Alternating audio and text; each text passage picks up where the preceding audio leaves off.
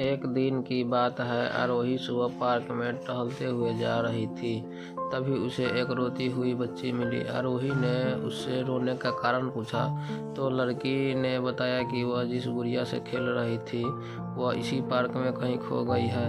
आरोही ने उस बच्ची को उसकी गुड़िया ढूंढ लाने का आश्वासन दिया, जिससे वह बच्ची चुप हो गई। आरोही ने गुड़िया ढूंढने के लिए समय मांगी और फिर दूसरे दिन गुड़िया लाने का वादा करके वहां से चली गई।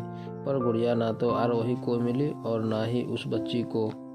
आरोही ने गुड़िया की तरफ से एक काल्पनिक पत्र उस बच्ची को लिखी और जब वह बच्ची पार्क में गुड़िया पाने की आशा में आई तो आरोही ने वह पत्र उस बच्ची को पढ़कर सुनाया।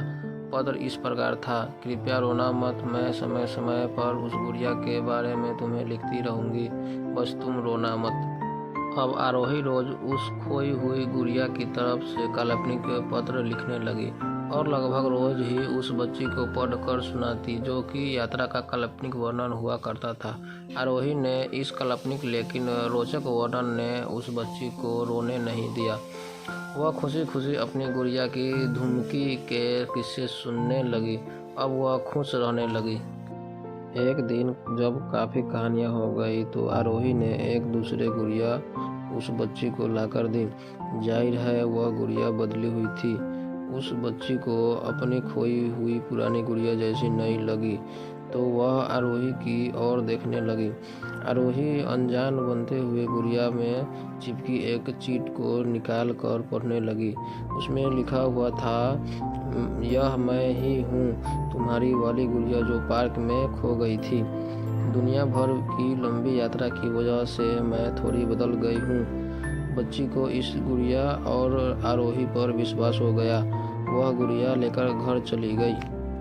वर्षों बाद जब वह बच्ची बड़ी हो गई तो एक दिन वह अपनी अलमारी में कुछ ढूंढ रही थी तो उसका ध्यान उसी गुड़िया पर पड़ गया जो आरोही ने उसे दी थी।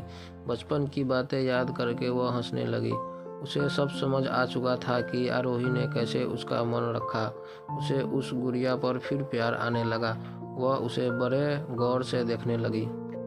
तभी उसकी नज़र गुड़िया की फ्रॉक की आस्तीन में छुपे एक छोटे से पत्र पे गई। उसकी बड़ी व्याकुलता से वह पत्र निकाला और पढ़ने लगी। पत्र में संक्षेप में यह लिखा हुआ था: हर वह चीज़ जिससे तुम प्यार करती हो कभी न कभी तुम्हें खो जाएगी और जो तुम्हारे पास होगी वही तुम्हारे लिए सच्चे रूप में बनी होगी। रूप भले ही भिन्न होगा पर प्यार एकदम खालिश होगा।